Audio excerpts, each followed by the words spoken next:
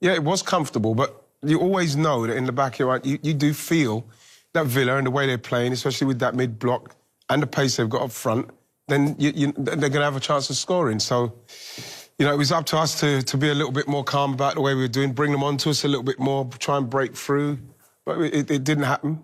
Villa are a quality side in that respect. You have to see him off, Steve. You have to see him off. But when Kai Havertz got this goal, the whole stadium was up. Everyone seemed a little bit more settled. Yeah. However, in fact, the year they were chasing for the title, they had a problem with 2-0, didn't they? And that's ultimately what cost them. Yeah, it did. And you know what as well, Steve? Once the goal, brilliant. You know, it's a great play from Trossard, who was brilliant. Oh, I thought he was fantastic today. Brilliant cross. And then Kai, you get in there, you get in front of the defender, you get it on target. That's what he's done brilliantly here. But, like, I love what Trossard's doing here on the outside, not waiting for anyone. You notice Miles Lewis-Skelly doesn't try and get round him. He's just left him on his own to have a go at him, and then brilliant from Kai to get in front of him. And at that point, you're thinking to yourself, brilliant, now we could stay calm, no panic, let's keep the ball, move it around, let Villa have to come out, and then if we could pick them off, then you pick them off. But again, you know, it didn't happen like that. No, and the issue was, Tim, that they let 2-0 for less than 5 minutes. It was an instant response from Villa. Absolutely, that's key. You know, you try and manage the game, just get in possession. You ain't got to score again, you're 2-0 up, just try and take the heat out of it. But, you know, that's a wonderful ball from Digne, and Tielemans comes in and a diving header. We think it's possibly Moreno comes in and gets his toe on it, and whether it hits Tielemans' head after that, but it's a good, brave, diving header. But it's all about the cross. Great delivery. Defending's not good enough. It's not good enough. You have to just be solid. You know, it's all right in hindsight. You say, oh, if Saliba was there, would have made a difference. We can ask all them questions. In fact, he wasn't there, so they have to cope.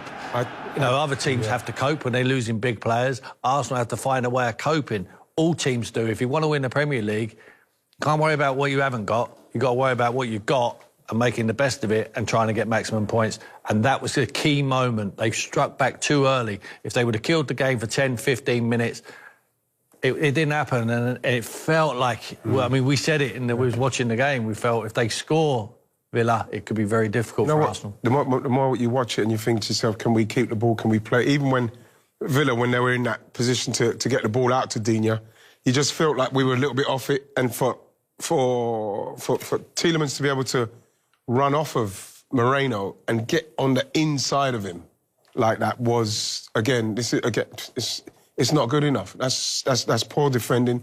Should never let him get that side. If he gets in front of you, you could see him, you can maybe go and block you, you can stop him. But for him to get on the inside of him there, to the point where he's now stretching, you know, it's poor defending. Brilliant from Tielemans' point of view, getting in there, causing the problem. But if you watch that from outside the box, it should have been dealt with ages ago, that run, and it wasn't. And you get punished. You get punished. Villa weren't great today, but in certain aspects of the game, they were absolutely brilliant. You said to me many times, better to be a lucky manager than a good one.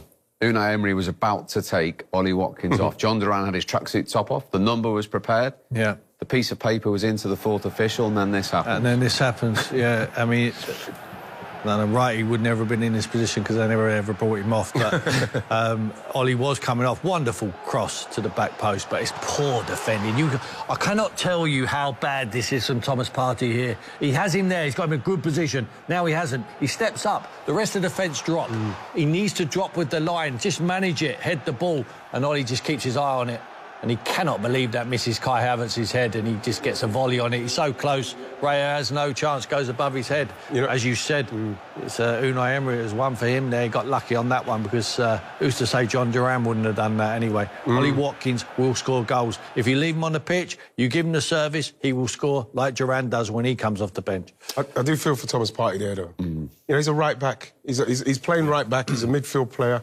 You know, again, it comes down to the squad and the thinness of the squad. And he's been put in a position where I think Trossard, can he get closer to that cross?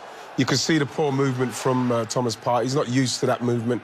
Once he's come back in, there's no way he should be leaving him to go off the back of his shoulder like that. He's got to stay with him. He cannot have that much time and space. And again, I thought that Arsenal were very dominant with the ball and played very well. Villa had their moments, And there are 2 moments there what cost us, really cost us, because they punished us. They were ruthless with them. They're chasing one team, which is Liverpool. And I put myself, and I look at them 2 goals there, and Marino for the first one, Thomas Partey for the second one, and I look at how Liverpool would have dealt with that. And all I see is Gravenberch.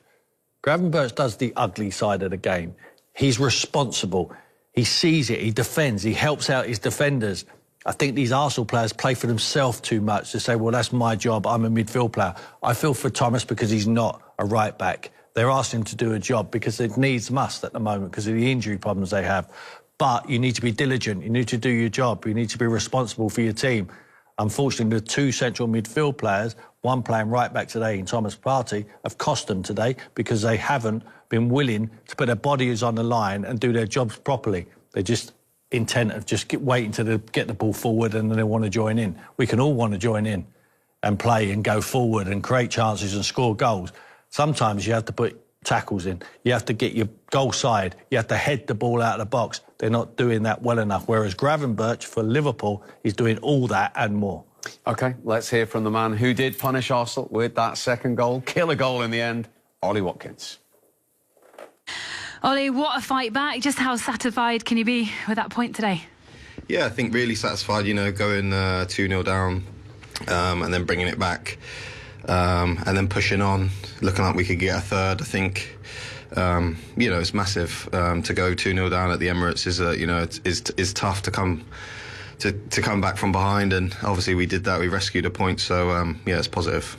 You were about to come off, and then you scored. Oh, really? I didn't realise. You didn't know that? No, I didn't realise that. To be fair, I was disappointed that I did come off. Obviously, I want to play as many minutes as possible. I felt like I was having a good game, so yeah, it was. Yeah, obviously the manager's decision. Do whatever I can to help the team, but obviously I want to play as many minutes as possible. What a finish! Talk me through it. To be fair, I was in 2 minds, kind of. I didn't know whether to take a touch and then finish or hit it first time, and so many things were going through my mind at that moment, but I just thought, yeah, just to make contact with it, hit the target, and yeah, it was nice to see it go in. Yeah, John Duran was stood there about to come on just before you did score, and then obviously Unai told him to sit back down and put his jacket on. But what does that competition do for you, and how much does it motivate you? Do you like the competition? Yeah, I think you know, it's good to have competition. It's never nice to be comfortable, and it's always good to be kept on your toes. So you can see what John can do. He's an unbelievable young player with so much talent. You've seen some of the goals he's scored this year, so it speaks for itself. But I think you need healthy competition. Every squad. Aston Villa 2 points off the top 4 as things stand. Is that very much the focus now for the rest of the season? Yeah, I think, you know, just take it game by game, see what happens. We had a bit of a sticky patch. We came out from that, and we started to pick up some points, and now the league table looks quite tight. So, you know, we're just focusing on the next game. We got the Champions League game now on Tuesday, so recover and get ready for that, and then go again. Brilliant, thanks, Ollie. Good luck midweek. Cheers, thank you. A big smile from the boyhood Arsenal fan. Not too many smiles on the current Gunners supporters, though. The reaction... Run past him and then have a party. When we watch it again, I mean, I can't believe... That tells the story. And that's me, isn't it? It wasn't it? It wasn't me, anyway. Yeah. No, I mean, listen, that's the difference, isn't it? I think you look at Liverpool today and you're thinking they're going to come away with a point from Brentford, but they've got that little bit extra to go and get 2 goals at the end, and probably could have ended up being 3 or 4. But tonight, I'm just looking at Arsenal, and I'm with Merce. I don't think they've got that X factor, have they? That's just going to go and get them results. And tonight I thought if they go and get a third and win 3-2, you start to think, is it Arsenal's hit? Can they go and come up with something and go on a good run? It's going to be a long night for that young man, I think, though. I want to hear what he's saying, actually. Someone's took his wallet. Well, it must feel... from Arsenal's perspective, like they have had their pockets pinched tonight by Aston Villa. They were 2-0 up, cruising it seemed, and Villa have snatched 2 points from them. And that point means they are still in 7th place. They've gone above Manchester City, and they're edging closer to the top 4. The top 5 might well be enough for Champions League football next season, but you see the impact at the top of the table in particular. What a day for Liverpool. 2 stoppage time goals to take them on to 50 points, and Arsenal drop 2 points. They are 6 behind and Liverpool, the leaders, still have a game in hand. We should also mention Nottingham Forest, who could join Arsenal on 44 points when they take on Southampton tomorrow. Lee Hendry and Paul Merson are here. The big talking point then, which, I think there was a big groan from Arsenal fans perhaps when they saw this in the stadium. It seemed clear, but what's your take on it, Paul? Well, it's handball. But it's just plain out that the rules are, if it hits your hand. I mean, I can't believe Havertz has run away. I mean, what's he think? Well, the rules are you can't score off your hand. Exactly, and it's hit his arm, it's gone in. I think the keeper either saves it or it's going wide, and it's hit his hand. He's run off like.